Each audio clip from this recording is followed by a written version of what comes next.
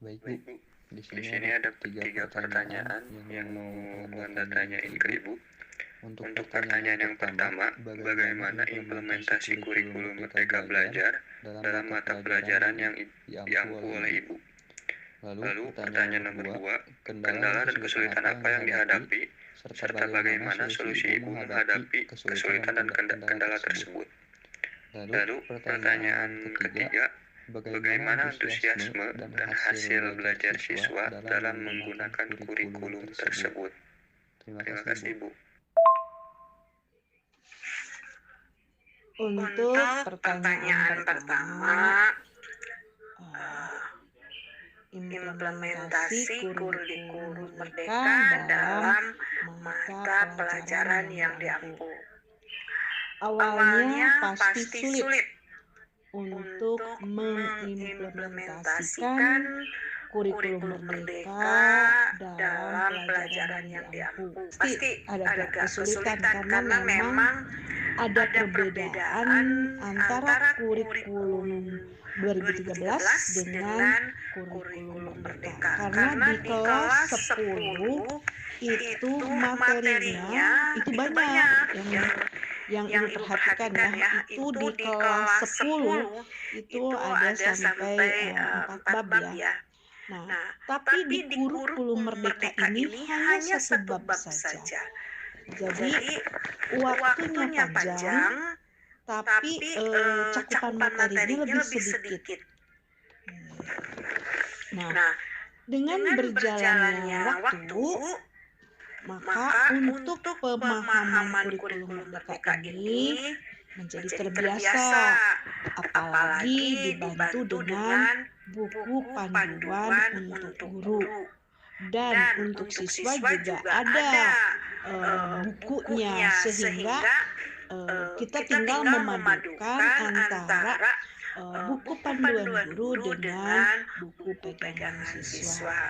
Itu tujuannya mempermudah mengimplementasikan kurikulum Merdeka. Pertanyaan kedua, kendala dan kesulitan apa yang dihadapi, serta solusi yang diupayakan guru untuk menghadapi kendala atau kesulitan tersebut. Kendala dan kesulitan pastilah banyak, karena ini kan namanya juga kurikulum. Sebenarnya bukan kurikulum baru ini, tapi penyempurnaan ya. Penyempurnaan dari kurikulum 2013. Karena di situ di kurikulum Merdeka ini banyak hal-hal baru yang harus dilakukan guru untuk pelaksanaan atau pengimplementasian dari kurikulum Merdeka atau pemahaman dari kurikulum Merdeka ini. Walaupun sebagian besar sudah dilakukan oleh guru-guru ini, hanya di situ mungkin kita belum tersusun dengan baik atau tersurat, tertulis ya, atau dengan kata lain tersirat tapi tidak tersurat. Artinya dia sudah dilaksanakan, hanya dalam bentuk pengadministrasiannya belum tertulis. Solusinya bagaimana? Ya, solusinya harus banyak membaca, berdiskusi, berselancar di internet, dan mengubah pola pikir kita atau mengubah pemahaman kita dari kurikulum yang kita sedang berjalan, kurikulum 2013 ke kurikulum Merdeka. Artinya kita mulailah melakukan melakukan inovasi atau berkreasi, melakukan kolaborasi supaya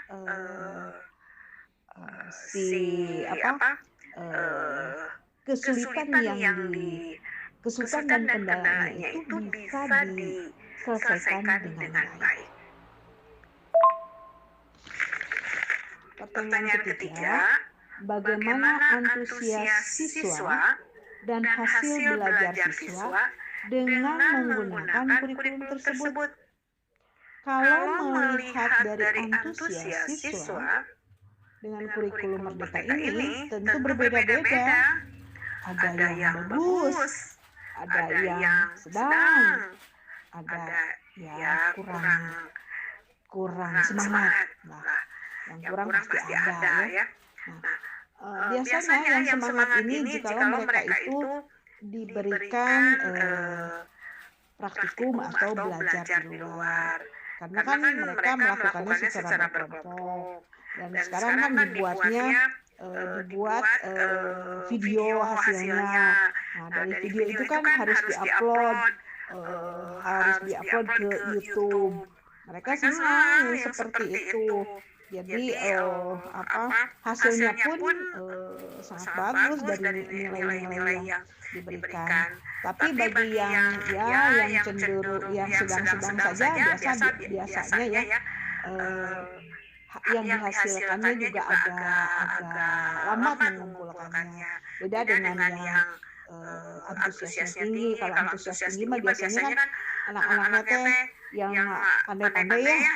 Nah, kalau yang sedang-sedang biasanya mengumpulkannya lambat. Kalau tapi yang termasuk anak yang cerdas ya, cerdas itu bukan hanya pintar aja ya, tapi cerdas menangkap